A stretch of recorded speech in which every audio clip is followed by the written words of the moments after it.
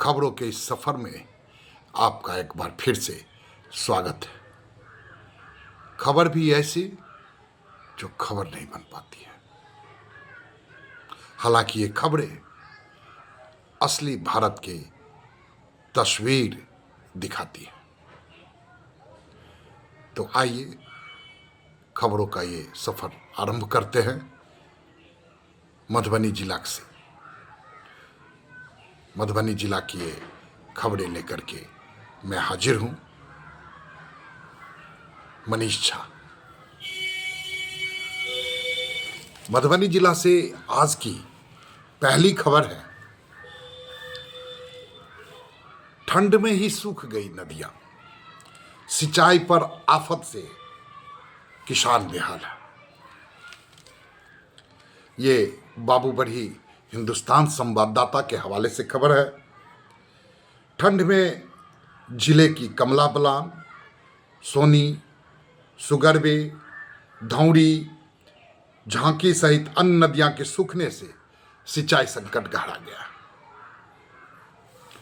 वहीं इसी संदर्भ में दूसरे प्रखंड से भी खबरें हैं।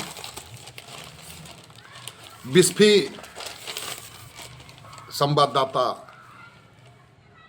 हिंदुस्तान दैनिक के हवाले से, कोसी कैनाल में पानी नहीं रहने से किसान परेशान हैं, जबकि गेहूं पटवन के समय में किसानों को पानी की सख्त आवश्यकता है। वहीं लोकेही से खबर है, प्रखंड के किसानों को अब गेहूं की फसलों के पटवन की चिंता सताने लगी है। सिंचाई के अभाव में खेतों में बोए गए गेहूं की फसलें बर्बाद हो रही हैं। किसान आशंकित हैं कि उन्होंने गेहूं की खेती पर जितना लागत लगाया है वह भी नहीं निकल पाएगा। यहाँ सरकारी सिंचाई संसाधन के नाम पर एकमात्र पश्चिमी कोसी मुख्य नहर है और उससे निकाली गई शाखा नहरें हैं, लेकिन इनकी स्थिति अच्छी नहीं है। जब किसानों को पटवन की आवश्यकता पड़ती है तो उन्हें पानी नहीं मिल पाता। वहीं आज की दूसरी खबर है, नर्सिंग होम संचालक गिरफ्तार। जयनगर हिंदुस्तान प्रतिनिधि के हवाले से एक खबर है। जयनगर में एक निजी पॉलीक्लिनिक पर गर्भवती महिला व नवजात की मौत हुआ। उनके संबंधित मामले में फरार संचालक सह कथित चिकित्सक सुजीत कुमार गिरफ्तार कर लिए गए।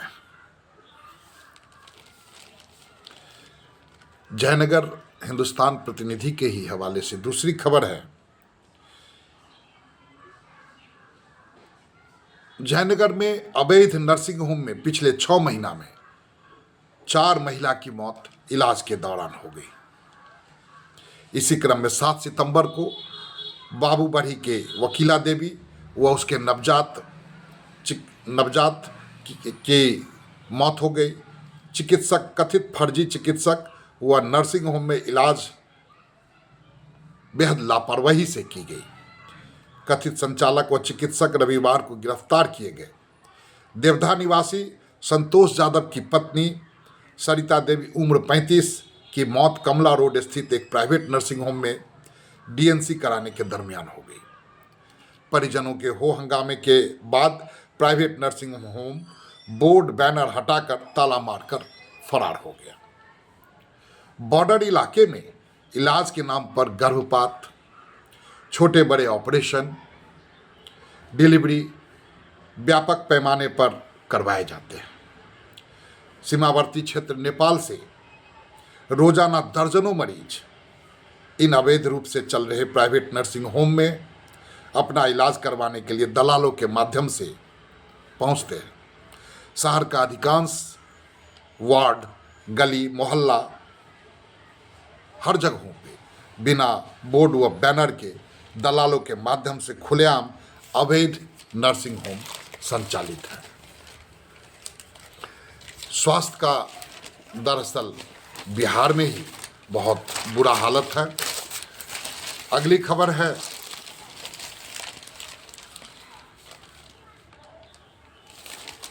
हिंदुस्तान प्रतिनिधि के बगहा संवाददाता के हवाले से।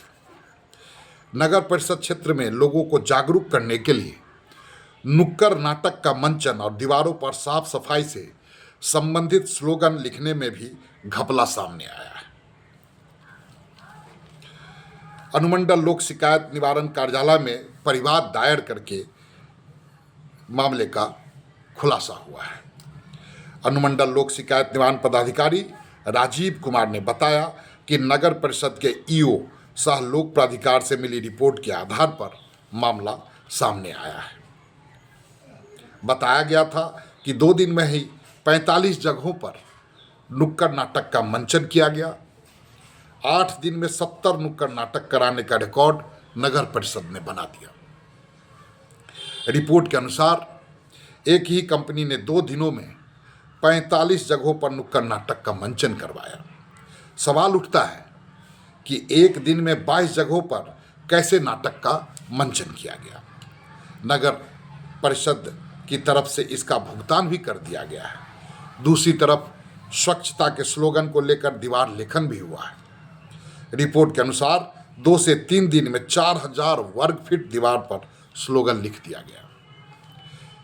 उसके अगले दिन भुगतान की प्रक्रिया शुरू हो गई और उसके अगले दिन भुगतान की स्वीकृति दे दी गई। नगर परिषद रिपोर्ट ने स्पष्ट किया है कि 24 जुलाई 2024 को 4100 वर्ग फीट दीवार लेखन का कार्यादेश जारी हुआ। 3 दिन बाद कार्यादेश के आलोक में 3983 वर्ग फीट दीवार लेखन के लिए 4,77,960 रुपये के भुगतान की प्रक्रिया शुरू कर दी गई और 1 अगस्त 2024 को 4150 फीट का कार्यादेश जारी हुआ तथा 3 दिन में काम पूरा हो गया। 5 अगस्त को भुगतान का आदेश भी जारी हो गया। वहीं चौथी खबर है मधुबनी जिला के जीर्ण शीर्ण स्टेडियम को लेकर। जिला मुख्यालय में खेल का एक भी मैदान नहीं। इस कारण खिलाड़ियों को प्रतिभा निखारने का अवसर नहीं मिल रहा है। नौनिहालों को अगर शुरू से ही बेहतर संसाधन उपलब्ध कराई जाए तो एक दिन जिले समेत राज्य और देश का नाम रोशन करेंगे। सरकार पंचायतों तक में खेल मैदान बना रही है, लेकिन जिला मुख्यालय में करोड़ों की लागत से बना स्टेडियम जर्जर हो चुका है। मैदान में पैर रखने तक की जगह नहीं है। इस कारण सभी खेल आयोजन पंडौल स्कूल के मैदान में होते हैं। ये खेल के मैदान हो। और अगली खबर और भी चौंकाती है कि मधुबनी जिला के सबसे बड़े सब्जी मंडी में शौचालय तक नहीं है। शहर के बीचों बीच स्थापित गिलेसन मंडी जिले के व्यापारिक गतिविधियों का केंद्र माना जाता है, लेकिन आज यह मंडी उपेक्षा का शिकार है। व्यापारिक सुविधाओं की बात छोड़िए, यहाँ पर मूलभूत सुविधाएं भी उपलब्ध नहीं है। पीने का पानी, शौचालय, शेड, रोशनी, जल जमाव व पार्किंग की समस्या से लोग परेशान हैं। इन समस्याओं के बीच यहाँ के दुकानदार और आने वाले ग्राहक मंडी के पुराने गौरव व प्रतिष्ठा दिलाने के लिए संघर्ष कर रहे हैं। तो ये 5 खबरें वस्तुतः एक बृहद स्वरूप में न केवल एक मधुबनी जिला का विवरण प्रस्तुत कर रही है, बल्कि यह संपूर्ण बिहार की सजीव चित्रण भी कर रही है। सिंचाई के नाम पर करोड़ों रुपए खर्च किए जाते हैं। हर साल यह कवायद चलती है। हर साल बाढ़ आना होता है, हर साल सूखा भी होना होता है।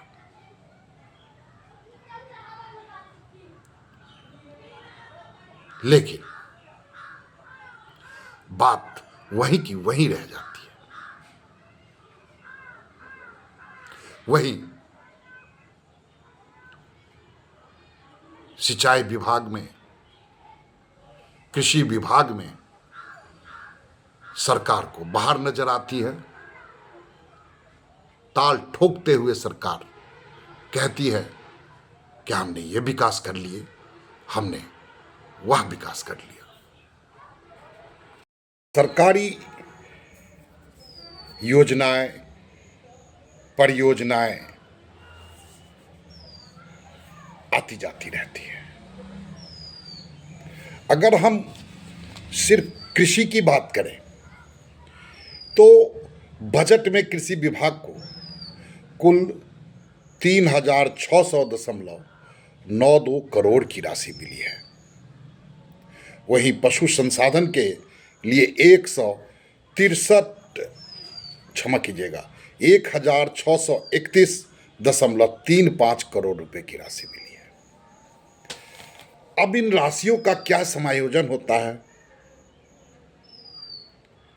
किस तरह से ये राशियां प्रयोग की जाती है, यह किसानों की समझ से बाहर है, जिन्हें हर साल बाढ़, सूखे से निपटना पड़ता है। दूसरी खबर स्वास्थ्य की है और सरकारी स्वास्थ्य व्यवस्थाओं का यह आलम है कि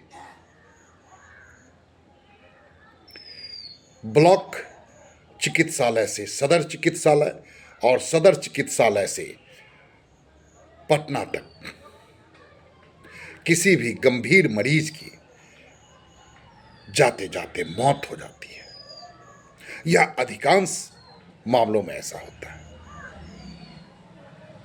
लोग प्राइवेट अस्पतालों की शरण में जाते हैं, जहां उनका आर्थिक दोहन होता है। गरीबों के मामले में तो ये उनकी जमीन जायदाद तक बिक जाती है और जमीन जान बचे ना बचे वो कर्जे में दब जाते हैं।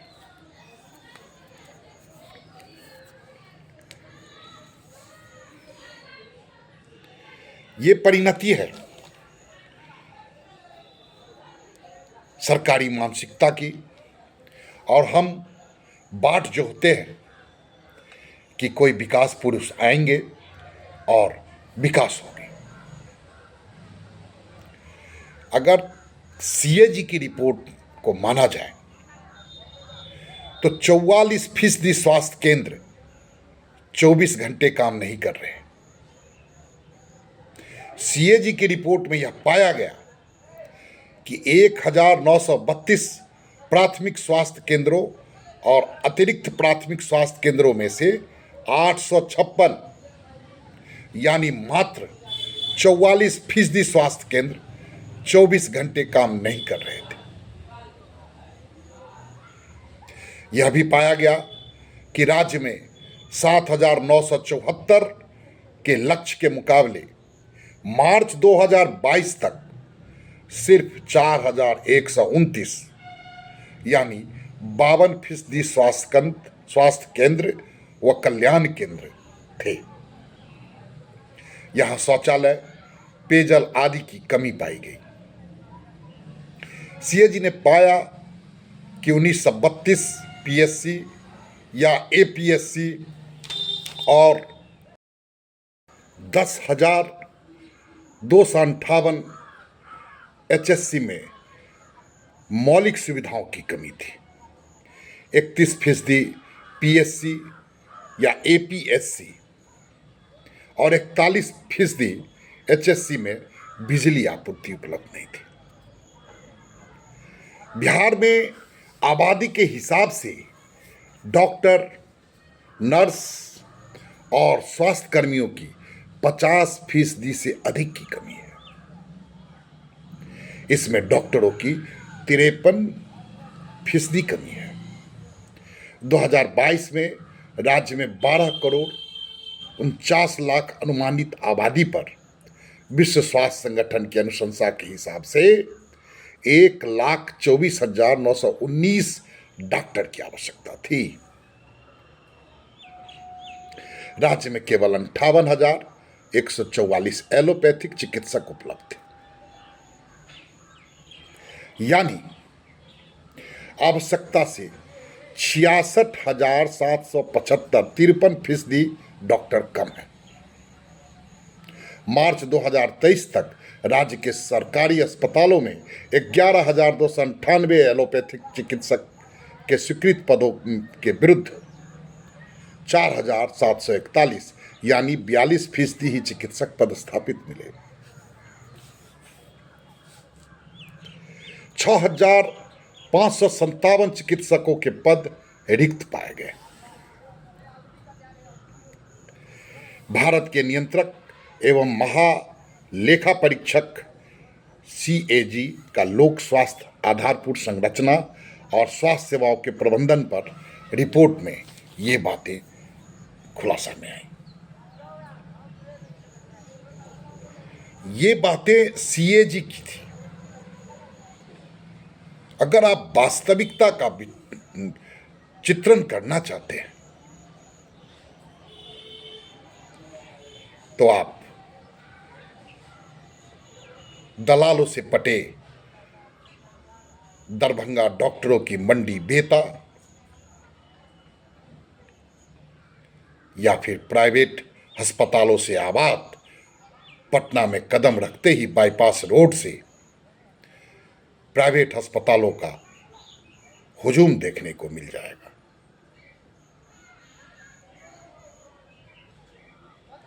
ये परिस्थिति स्वास्थ्य विभाग की है। 7 निश्चय, नल जल, ये सब सरकार की पोल खोलती प्रतीत होती है। आज की खबर में आपने सुना दरभंगा, मधुबनी जैसे प्रतिष्ठित जिला में एक जिला स्तरीय मैदान नहीं है, स्टेडियम नहीं है, तो वह जीर्ण शीर्ण हालत में है। कई वर्षों से विकास पुरुष नीतीश कुमार जी कायम है। और तो और अब तक जिले की प्रसिद्ध ग्रेशन बाजार की सूरत नहीं सुधर सकी। इस तरह की अनंत समस्याएं हैं।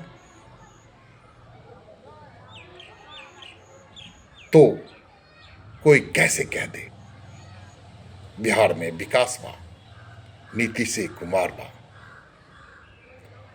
बिहार में हाहाकार बा। आप सबका बहुत बहुत धन्यवाद। अपना ख्याल रखिएगा।